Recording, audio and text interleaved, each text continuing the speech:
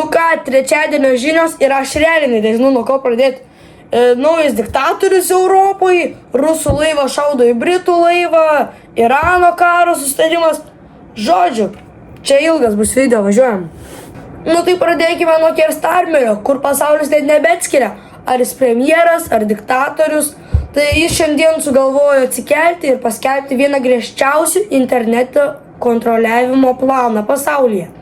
Tai pagal naujas taisyklės asmenys iki 16 metų negalės naudoti Instagramo, TikToko, X, Snapchat, Facebook ir labiausiai šokiruojančio YouTube'as, kur realiai tu gali mokytis bet ko ir beveik visi ir todėl tai ir naudoja.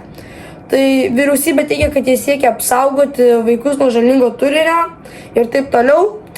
Kritikai sako, kad šitas dalykas bus sunku išgyvendinti. Tai yra tikrai tiesa, nes pažiūrėkite Australiją ir ten kur kitur buvo, tai nei truputį nepavyko.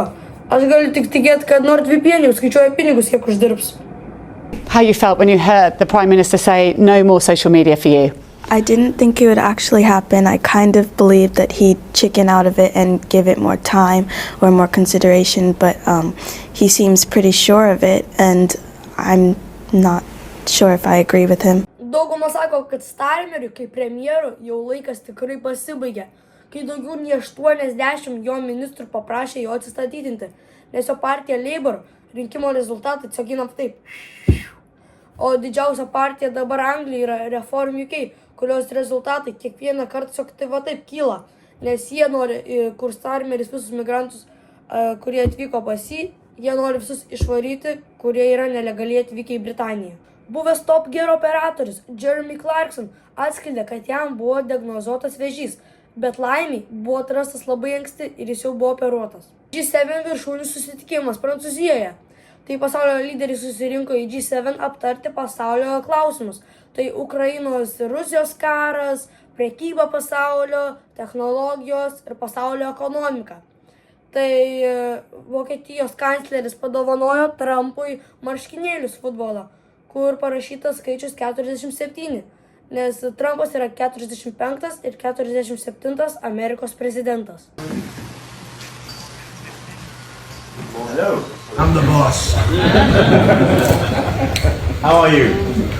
Trumpas pagaliau pradeda suprasti, kad Ukraina stipriai bombarduoja Rusiją ir kad dabar jau Ukraina turi kortas, tai Trumpas pagaliau pripažino, kad Rusija pralaimi karą su Ukraina. Rusijos karinis laivas paleido šūvius į britų laivą. Taip, Rusijos armija sakė, jie paleido šūvius į britų laivą dėl to, kad kitaip jie būtų susitrenkę.